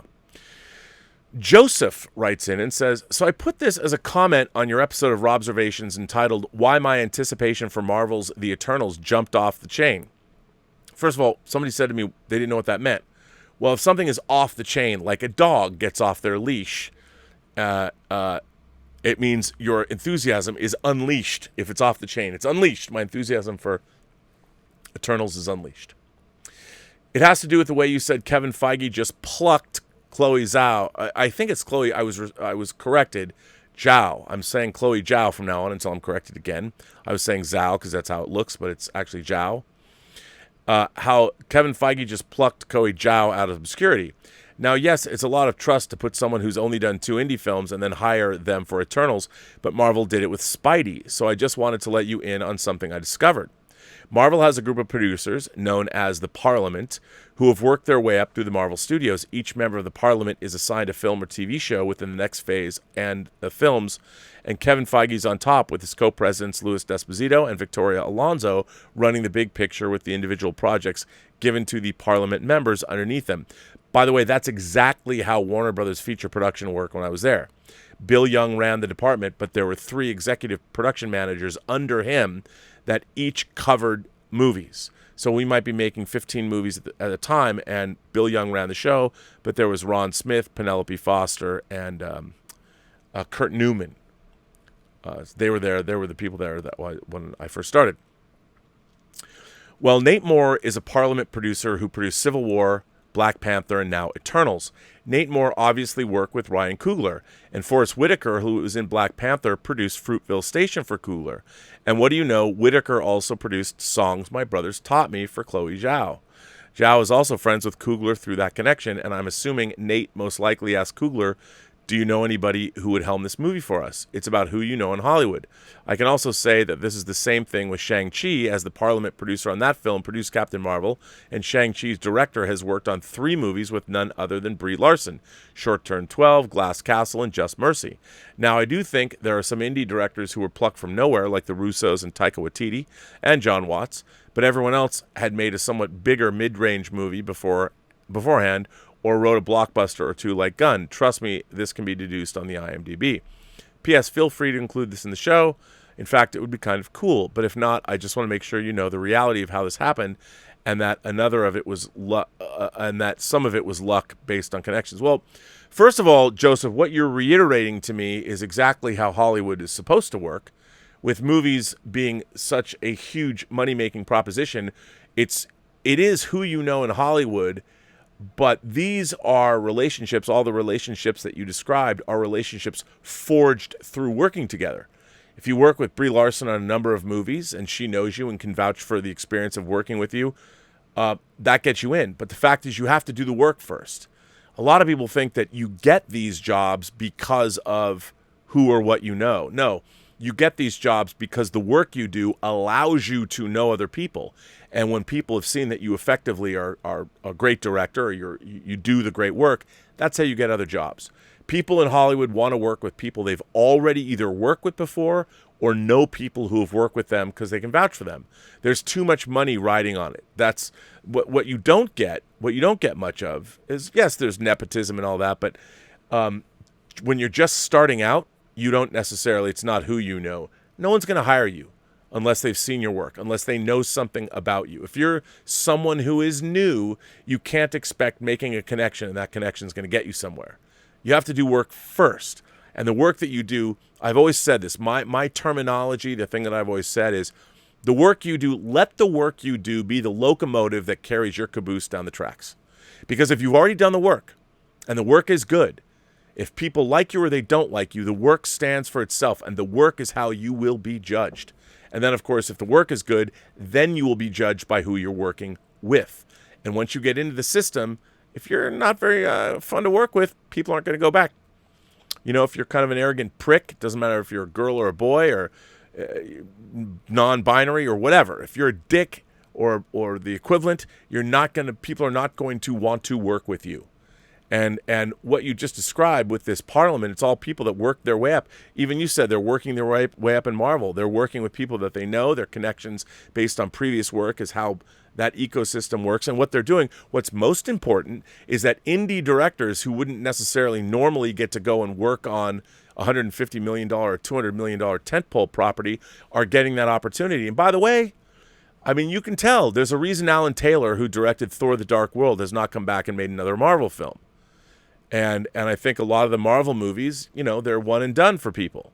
And there's a reason for that. There's also a reason why the Russo brothers came back and directed Civil War after Winter Soldier and Infinity War and Endgame.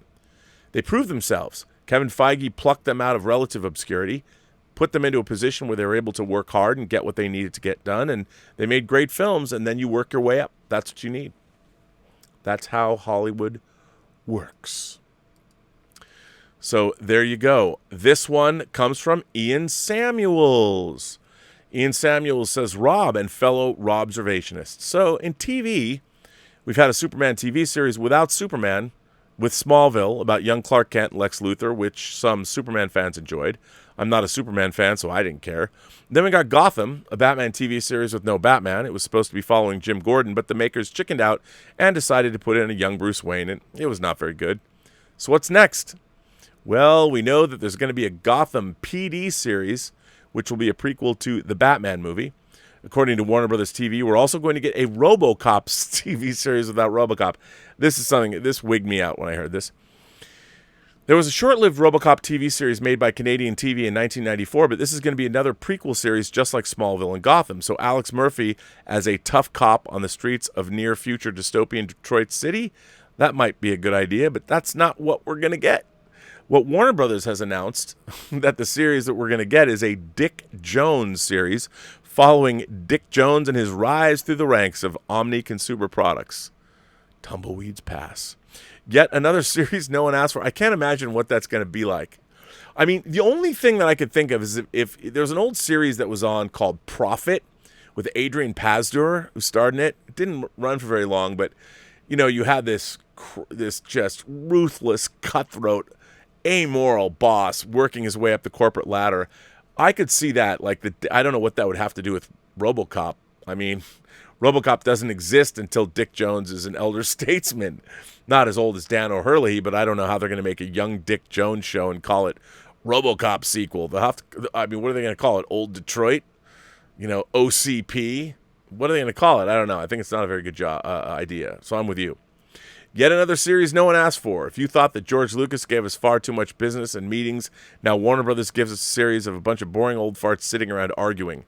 Has there been any more really stupid ideas for a TV series? Oh, there's been so many stupid ideas for a TV series. How about there was actually a TV show based on the Westworld and Future World movies called Beyond Westworld. I think Galactica 1980 was pretty dumb. But there's been so many dumb shows. Never put it past anybody. But a Dick Jones show, I think a Dick Jones show could be good. I don't know how it'd ever be a RoboCop prequel, but it still could be. It could be pretty cool. So, Ian, I want to thank you for that letter. Now, you guys have been firing in some letters as well, some ideas. Let me get back here and see who's sending in what. So here we go. Let's check it out. Calvin Bowes sends in a tip and says, after seeing New Mutants, Braxton, his 5-year-old or now 6-year-old son, wants to see more horror films. As a father, I want to encourage his interest, but I don't want him traumatized. Can you recommend some scary movies that are fun and scary but not traumatizing? I think you got to start with, now this, we'll see if Braxton, this is going to separate the wheat from the chaff. Will Braxton watch something that's in black and white? And if so, I think the place to begin, that's kind of where I began, is with Universal Monster movies. See what he thinks. Start with Frankenstein. Start with Wolfman, Dracula, Invisible Man. Maybe he'll dig them. I know they're not in color, but that's kind of where I started. And then if not that, it's a little scary, but think about things like Them, the giant ant movie. Go for the giant bug films, like the beginning of the end. See what he thinks. I would say watch the original War of the Worlds. It's really colorful. He might dig that, since he likes Star Trek. That's not really, well, it's a sci-fi horror movie because the aliens are pretty horrific, but I liked it. So check it out. Willow sends in a tip and says, I really liked most of the Prestige. Christopher Nolan's a Prestige, but the cloning machine with Angier bothered me somewhat, that Hugh Jackman character. So basically, the original Angier died a number of years ago, and we're seeing various duplicates of him carry on his rivalry with Bourdain. I think the clones were the ones that were dying, but I only saw that movie once, and I really liked it. But I guess to answer your question is yes. Another Skywalker is another Skywalker. That is an incredibly generous way to support the channel. Thank you so very much. I'm very touched by that. Thank you. I had no idea you were the director of Axanar. Well, I was the second of 3 directors of Axanar. I used to donate to the cause. I love what you guys were doing, Is there absolutely no way to get something done with CBS? Maybe streaming? Hashtag release the Burnett cut. Well, as many of you know, I was once a part of the Axanar project. I edited and I post-supervised the fan film, the 20-minute film that started it all, Prelude to Axanar. And I have to say, Prelude to Axanar was fun. People ask me, Rob, why did you get involved in the Axanar project? And I was like, because it seemed fun. I mean, I build spaceship models, and this was sort of the equivalent of building a spaceship model, but it was a movie. So we were making a new take on the Star Trek universe, making a military-style documentary that was sort of based on what the Band of Brothers documentary was from World War II. And I was recruited by Christian Gossett, a good friend of mine who created the Red Star comic series. He's been directing episodes of the CW's Pandora now, and he's working on a feature film. Great guy, really nice guy, very talented, very funny. He asked me to come in, and the man who thought all this up was a guy named Alec Peters, who had no filmmaking experience but wanted to make fan films.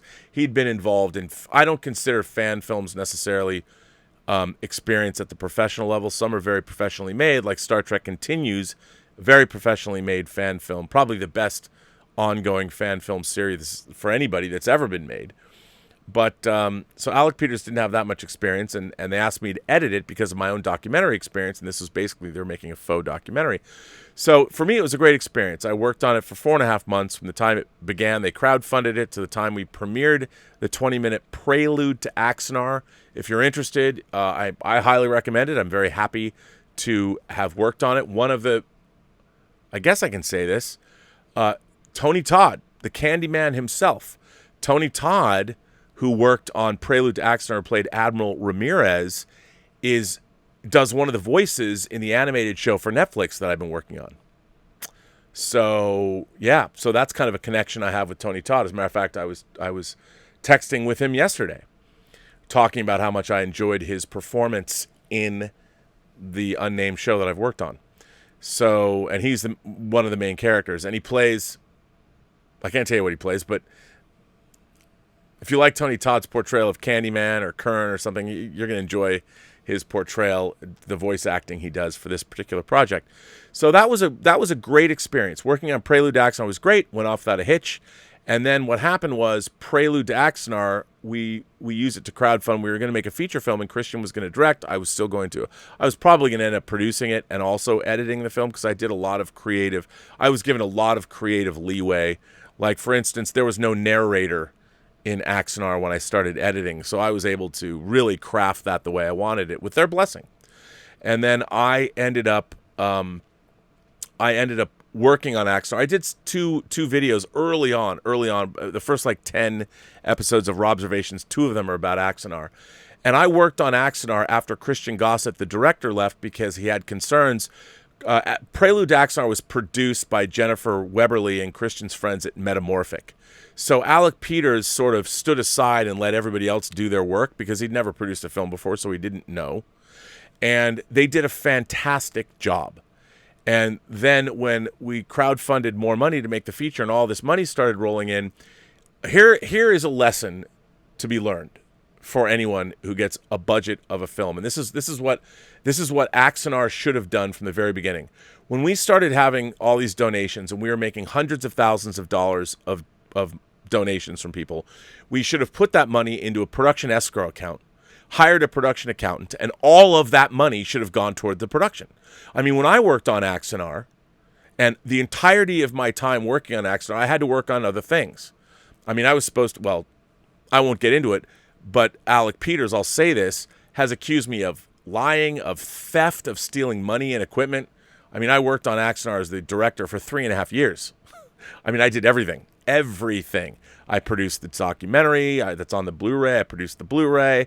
I directed the Vulcan scene, which you can also see, that I conceived of, completely designed, directed. I did all the work for 3.5 years. I did, if you broke it down to how much I would normally get paid for these things, hundreds of thousands of dollars worth of work on Axanar. And Alec Peters says I owe him money. And look, I would just say that I love working on Axanar. I busted my heart and soul working on that movie, make that feature. I worked with Bill Hunt, and I thought we were going to make something great. You can find videos I've made, documentary videos I've made of where we were going before we were sued by CBS. But I was on that project for 3.5 years, and in October of 2015, I came on board that project for full time. And I was supposed to be getting $3,000 a month to work on that project. That was the bare minimum I could live on. But I wanted to do the project, so that's what I was supposed to get paid. I got paid that for a few months, and then we were sued, and then I couldn't get paid anymore. But I was still working on the project, and I was still in the office all day long. And so, but apparently I owe Alec money. But it was, and then Paul Jenkins, when I left in November of 2017, Paul Jenkins, who has written for Marvel, wrote The Inhumans, wrote Old Man Logan, he's Atlanta-based, he took over, and he worked on the project for 3 years, and now Alec Peters is suing him. I mean, it's amazing. There's definitely a pattern here. It's like he hires people that do all this work for him, and then he sues them. I wonder why. Well, the last time anybody on Axanar ever made anything that they finished was what I did with the Vulcan scene in July of 2015. Since then, Alec Peters has been granted the opportunity to make 2 15-minute shorts, which he has yet to make. We made Prelude to Axanar, which is 20 minutes. We basically made it in 2.5 months, soup to nuts. It was shot over 3 days, and then I was editing the film. All the post was done, and by May 1st to July 15th, or whenever Comic-Con was that year, we finished it.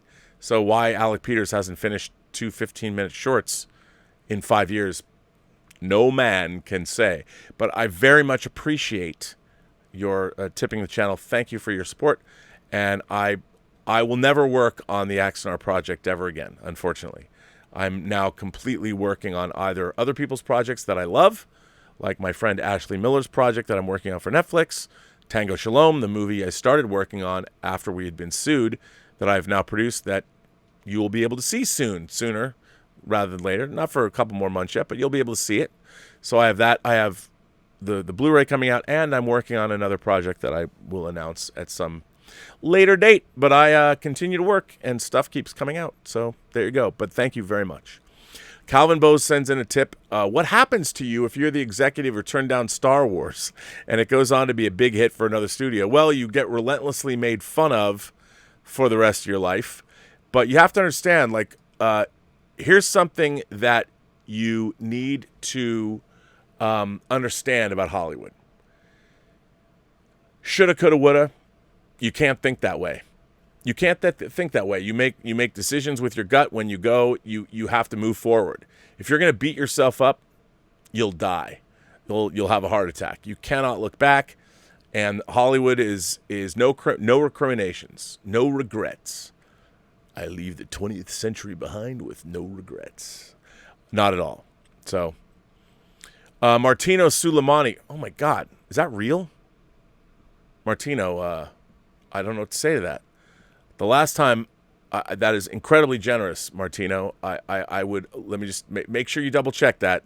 And that's what you wanted to do. But that is incredibly generous. I owe you a free question at least, or probably a steak dinner. Thank you very much for that, sir. That is, I don't know what to say to that, but that's incredibly generous. Thank you. And since Elizabeth's tuition's coming up, hey, it can always be helpful. Thank you very much. I very much appreciate that. But I don't even know what you're thanking me for. But thank you very much. That means a great deal. Calvin Bose continues. What happened to us on Earth when the moon blasted out of orbit in 1999? Our planet's still here. I know, but the tribulation, you remember that year. You were here. Braxton wasn't born yet. I mean, millions of people were lost with the global tsunamis. We lost cities. I mean, when the moon was gone, it's still gone. There's no moon anymore. You know, Moonbase Alpha, everybody on. That's why September 13th, 1999, I was there. So were most of you. The moon was, of course, blown out of Earth's orbit after the... B.L. Alley pointed out that there's really no dark side of the moon, which is, I guess, true. But I understand what he meant. But yeah, when the nuclear storage facility, it after a magnetic failure of some kind, it all blew up and it took our moon out. And those poor souls on Moonbase Alpha, John Koenig, Victor Bergman, Helena Russell, Alan Carter, Kano. I mean, it's tough, man. I mean, I remember I was actually I was outside when that happened, and I could see the explosion, and I could see the moon rocketing away from orbit. It was crazy. I wish I had a smartphone. I would have had some awesome video for Instagram. But, there goes the moon. So it was terrifying. I feel really bad. Look what happened to the space station between the Earth and the moon. I mean, that's taken out. And no one ever knows, like, what happened to the commissioner? Remember the commissioner? He took off, went to the moon. No one ever, he left in that awesome VIP Eagle with the orange sides, and then who knows what happened to him. But today we remember, ladies and gentlemen, it is the 13th. It is September 13th, the 21st anniversary of the loss of the moon. And I think we should all bow our heads for a moment of silence for the crew, the personnel on Moonbase Alpha. Maybe they're still alive somewhere amongst the stars. Who knows? I don't know. Leg Kick 1 sends in a super chat and says, isn't Tenet affected by the vast theaters closed? Yeah, it absolutely is. And the question that we were talking about is, was it smart to open Tenet now? I mean, already your box office is diminishing. I mean, basically, Tenet would have made $200-300 million domestically, and even more. And it's going to end up grossing. It doesn't even look like it's going to cross. Well, if they'll leave it in theaters, maybe. But will it even make $100 million domestic? Doesn't look like it. That's a huge problem for Warner Brothers for a movie that costs as much as it did. Mr. Jones sends in a super chat. Mr. Jones says, what did you think of John Carpenter's Vampires with James Woods? Well, hang on a second. I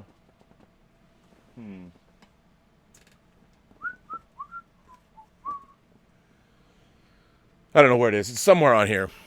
John Stakely wrote 2 books that I loved, Armor and Vampires. And if you haven't read John Stakely's Vampires, it's one of the most entertaining horror novels I've ever read. It's much bigger and broader than John Carpenter's movie. John Carpenter's Vampires, it's fine. It's fine. But Vampires, before John Carpenter made it, was one of my dream film projects. I wanted to make it so bad. Now, in the original version of Vampires, the movie opens with our team rolling into a very Norman Rockwell-esque small town. They have a 18-wheeler and a group of guys and girls in these vehicles, and they come into this Norman Rockwell town, and everybody in the town is out there, and they've come out to greet them. And they're all kind of surrounding, the way I remember it, it's either like the main church in the town, or maybe it's not the church, it's like the town hall. Very Norman Rockwell-esque, very Americana, small town Americana. And our team that rolls in, first of all, it turns out that there's a crane. Maybe it was just a crane, but I remember it had to open up and there's a crane, so there's a big, what is it called? A demolition ball, whatever that is, a wrecking ball. There's a wrecking ball on the end of this crane. And so our team, like led by the James Woods character, the team and Cherry Cat and all the characters like encircle this, and it's the middle of the sun is beating down. It's like noon, high noon, and they use this wrecking ball and they take out this beautiful building and they just turn it to rubble, and then you hear these crazy noises like, and then at least that's how I remember it when I read it, and then out of the rubble come like these vampires, like in mid-transformation, and they've got their awesome weapons like crossbow bolts, crossbows firing bolts of wood and everything, and it turns out this town was vampires took up in this town, and the story of the movie is pretty faithful to the book, but it's just much tinier. It's much more reduced. I think they've talked about remaking. They remake all of John Carpenter's movies. Assault on Precinct 13 got remade. The Fog got remade. Halloween got remade. Escape from New York has not. They did a prequel to The Thing. They've talked about remaking Big Trouble in Little China. Now they're going to remake They Live, probably, whatever. But the one movie they never remade was Vampires. And I'm like, well, there's the movie they should remake, because they should go back and make a more faithful adaptation of the book, because that book is awesome. If you want to read a wildly entertaining horror novel, John Stakely, and I don't know if that's his real name. He also wrote another book that's very familiar to people if you've seen Starship Troopers, a book called Armor. So I call they're airport reads. They're not going to change your life, but John Stakely's Vampires and Armor are very much worth your time. If you want to read, Armor's a straight up science fiction, and Vampires is a pulp vampire novel, and it rules. So you asked what I thought of Vampires. I like Vampires. I just wish it was more like the book. I wish it cost a lot more money. Jason Whitcomb sends in a tip and says, Robert, I think for now, studios really need to be flexible and innovative and embrace their streaming services. We are not in normal times. Why pretend it's normal when it isn't? Time to start and find a way to make the most out of streaming for now, yes? Well, Jason, I would say yes. Absolutely. But the problem is, when you have a movie that costs $200 million, it's not viable as far as streaming is concerned right now. We've talked about it before, but I think maybe it's changed, but one of the most lucrative pay-per-view events ever was a Manny Pacquiao fight. And that Manny Pacquiao fight grossed like $400 million pay-per-view. Now that's half of what Tenet needs to make theatrically. So right now, Americans, they're already bitching and moaning and complaining that they had to pay $30 for Bill and Ted or for Mulan. I don't want to pay that money for Mulan. We are not conditioned to be able to pay for first-run movies at those prices and have studios make their money back. It's never going to happen. We have to change that paradigm. So yeah. So I don't think it's viable. Not yet. Not for a movie it's viable for a movie like Bill and Ted for sure, but it's not viable for a movie like Tenet. Emil Johansson is here. Rob, answer me this conundrum. Did Mulan have a good or bad moral to the story? Was it problematic because it featured a feudal and maybe even misogynist system, or was it uplifting and empowering given that a woman saves the day? Well, I think it's uplifting and empowering because a woman who was born of a very, let's call it patriarchal system, was able to find herself and triumph. It's a human spirit story that against her culture, she was a trailblazer. So I do think it has a good moral to the story. I think that Mulan was definitely somebody to emulate. I think absolutely she was. But, again, a different character. Jason Whitcomb says, you just said you were dying to go back to the movie theater. Please, don't literally die to go back. You're right. As said in the promotion for the original Last House on the Left, it's only a movie. It's only a movie. No movie is worth dying or getting messed up for. I agree. Even though I made a movie about that very thing. I agree. No movie is worth dying for. But you know what? I think it was Warren Zevon who sang The Werewolves of London. When he was dying, I've said this before, he was dying knew he had terminal cancer. I think it was Warren Zevon, and he had said, I just hope I live long enough to see the new James Bond movie. That's how I would be. My last thoughts would be like, God damn it. I better not die before this movie comes out, because that would suck. And I would be one of those people that contacts the publicity office, and I'm like, look, I've got 3 months to live. Is there any way I can watch blah, blah, blah? Nowadays, they're going to be like, Rob Burnett, you've trashed all of J.J. Abrams' movies. We're not going to let you see the new Star Trek movie. No. And I would die without seeing it. That would happen to me. Jason Whitcomb says, we can all watch football at home. For now, let's stay alive and watch movies at home as well. We can stream My Dinner with Andre and enjoy a drink of choice. Well, we can, but what I'm talking about is, here's the thing. I think there's going to be a lot of movies that do stream. I am speaking about the actual viability of movies that cost $150 million to $250 million. We're talking The Black Widows, The No Time to Dies. I don't know how much Top Gun 2 costs, but also Tenet. Those films cannot make their money back. The studios are going to take a huge bath by releasing movies that cost that much money and not getting that theatrical money back. So they're just too expensive. Tenet, right now, Tenet's domestic gross after 2 weekends is anemic. It's a huge, right now, Tenet's a huge bomb based on domestic box office numbers. Now, it's doing better foreign, but $200 million covering your production costs is not enough because you have studio overhead. There's so much you need to get to. It's bad. The Tenet box office is bad. That's why Warner Brothers moved Wonder Woman. They can afford one of these, and that's it. So, and I agree with you. Alexander Wilson is here, and he says, I live in the DMV, the DC, MD, and Virginia area, and theaters can open in DC and MD, I guess it's Maryland. But they're not showing any movies. It's a top 5 metro area theater ticket seller. The AMC Tyson's Corners is a 20-minute drive for me. It's foolish to think box office was going to do well. I agree. I wouldn't have. But, do theaters die? Do they let theaters die? I think it's a tough call.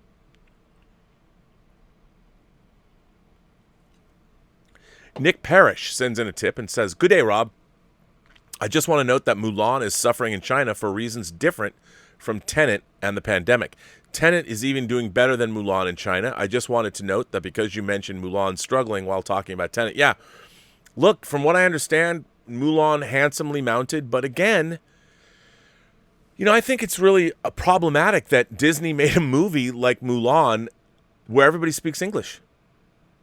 I know it's strange, but as somebody who spent his life, I have loved Asian cinema, and give me some period, whether it's samurai movies, whether it's Chinese feudal movies, whatever, magic, Zoo Warriors, The Magic Mountain, whatever it is, I can't imagine making that movie. I understand why everybody's speaking English, but I think that, and Nikki Caro, I've been a fan of her since Whale Rider as the director. I just think that maybe that was ill-conceived. And it's strange, when you have a movie like Parasite winning Best Picture, obviously that's a Korean film, but then you're going to go make a movie that's entirely set in China with a bunch of Chinese actors, and it's not in Chinese, it's in English. That in itself is odd. Now, I know for American audiences, it is. I'm sure they probably had a Chinese language track when they opened it in China, but I just think it's all kind of weird. But Nick, you are right. I want to thank you for writing in. Jason Whitcomb says, "Rob and the Post-Geek Singularity, what is your favorite Die Hard ripoff? Is Speed considered one? Anyway, my favorite is Sudden Death with Van Damme. I also love Under Siege 2. Yes, Part 2 is very good, and also Cliffhanger. I've got to tell you, I think Under Siege 1 might be my favorite. I know, Steven Seagal. But I love that movie. It also has one of my favorite music cuts to Jimi Hendrix. There's a great cut where you hear the wow wow wow wow wow wow wow wow wow, and then and it's over the shot of the battleship from the air. It's awesome. Just that alone, for that sound cue alone, kudos, sir. But all those good. I like Cliffhanger. I really like Speed. So yeah, those are all good. I enjoy them all. Under Siege 2, I don't know about that. Although Eric Bogosian's pretty fucking great in Under Siege 2. So, Speed 2, however, no, but that's not on your list. Jeff Yerke sent in a super chat. Jeff, hello. Jeff says, "Hi, Rob. I just want to pop in and report I'm feeling much better today. I'm cleaning the home graphic design studio, which you spurred me on to doing. Miss Y and I are still stuck watching Westerns." Well, nothing wrong with watching Westerns. All good. Did you watch High Plains Drifter? Did you watch that? That's my BC Boys for the day. Jason S. goes on to say, "The Netflix marketing was accurate. I didn't watch the movie, but saw clips of little girls spanking their crotches over and over again and bending over doggy style, shaking their asses at you. That's gross. Would you tweet out clips of children doing that?" Well, I would not. I would not tweet out clips of children doing that. But I would say to you, within the context of the film, I think that was all part of what was going on. And again, watching young girls dance troupes, and as I said, my experience, it was a long time ago, but dancing like that, the dance troupes. You're watching modern hip hop dance, young girls doing modern hip hop dance. It's happening in every state in the union, at dance studios all over the place. But yes. I think taken out of context, it's bad news. But I don't think clips necessarily should be taken out of context and shown. I think people have to watch the whole movie. I've not seen Cuties, so I don't have an opinion on it one way or another. But I did read the reviews out of Sundance, and I did read the director's interview, and I understand people's outrage. I do. But I also think, as I said before, that there's a lot of sexualization of children going on in our media, and there has been for a very long time. So, but yeah, I agree, Jason. But what is the movie really about? It's about an immigrant girl that comes from a very conservative religious background that has to reconcile what happens when she moves to a country that's a lot more open, like France. You know, I mean, but then again, if you think about it, if you look at a country like Senegal, believe the age of marriage is 16 for women and 18 for men. So, you know, I mean, we might look at something different than someone else does. And if you're a Senegalese female director, I think that, you know, while it might not appeal to our more puritanical instincts, I think that if a woman of color who's an immigrant is making a film that's ultimately about the immigrant experience of a young girl being torn between two worlds, I think you have to take the whole film holistically into consideration by taking snippets. And by the way, even the director doesn't condone that behavior. She thinks it's wrong. So that's what the movie's about. I mean, but I have not seen it. So I really can't comment. Salty War Pig is here and sends in a tip and says, Rob, have you ever read the poem Mythopoeia by J.R.R. Tolkien? I have not. If not, I'd like to see you read it and react to it. It was published in his book Tree and Leaf. You can find it online at A Pilgrim in Narnia's website. All right, I'd read that. I don't know if I could read it aloud on the show, though. I might get in trouble for that. Roger Lee sends in a tip and says, just wanted to say that Gina Carano is a national treasure. I love it. She's been dealing with a lot of trolls on Twitter. What a cesspool. And putting them in their place. Bebop boop. Yeah, she has. I mean, again, I find it crazy the way the internet is crazy. And I think the fan community, on one hand, I love y'all. I love my imagination connoisseurs. But, you know, I read an article, Eric Kripke, who's the showrunner of The Boys. Who doesn't love The Boys? Well, there was an online campaign, of course, to bad review bomb, like Rotten Tomatoes. Literally, fans, people that like The Boys, people were so incensed that they didn't drop all 8 episodes to binge that they were like, fuck you, I love The Boys. I want give it to me right now. And they went and gave bad reviews on public review sites, aggregate sites like Rotten Tomatoes. Why would you do that? I mean, if you like something, if you like The Boys and you want to binge it, why would you go and wantonly, maliciously try and destroy the show? I mean, those ratings matter to people. If you're a fan of The Boys and they did it, they released 3 episodes, and then they decided to release it every week, and they announced they were going to do this. And, you know, one of the things that John Campy and I have talked about, like, I have to say, I kind of like, he and I were both saying, I love The Mandalorian being parsed out over every week. There was a show I used to watch on Hulu called The Path. I like that came out once a week because I would think about it. You know, you binge a show in a day and then it's gone. You binge it in one day and it's gone. And you're on to the next. I tell you now, I like the idea that every week there's something new that comes out for an 8-week period of time or a 10-week period of time. Yeah, binging is cool. I like being able to binge Umbrella Academy. But if you want to do that, why would you possibly do that? Why would you, if you like a show, why would you go write bad reviews because you're not getting it immediately? I want to binge it now. Who the fuck are you? Fuck off. Seriously, fuck you. I mean, you're going to go and denigrate all the great work that people do. Look, if you don't like work, go criticize it. Absolutely. You don't like Star Trek Discovery?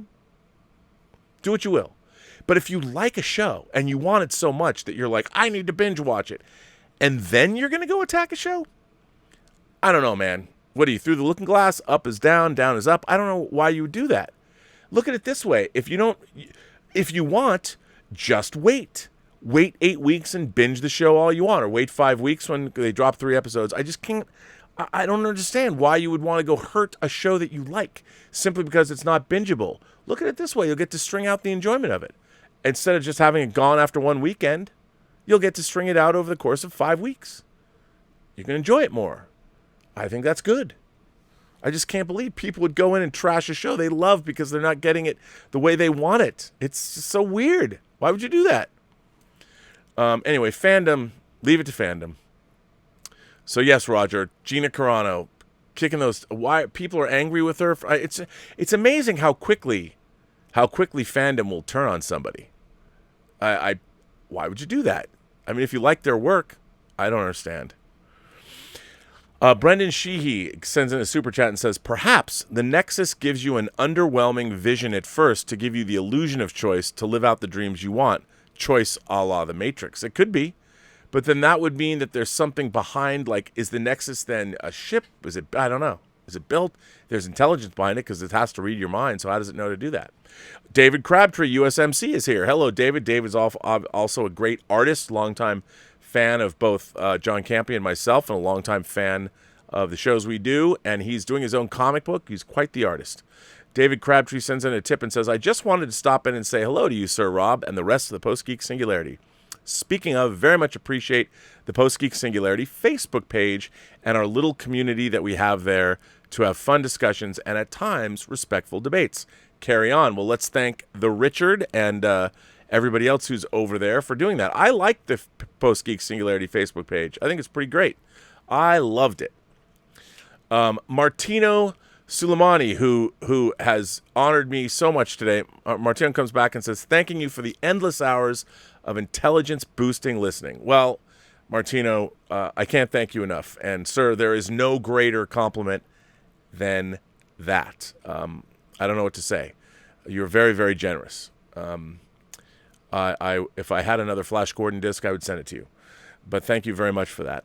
I very much appreciate your thoughts, and it'll keep me going. Alexander Wilson says, you skipped over 2 of my super chats yesterday. I did. Did I not put it in the super chat video that I made?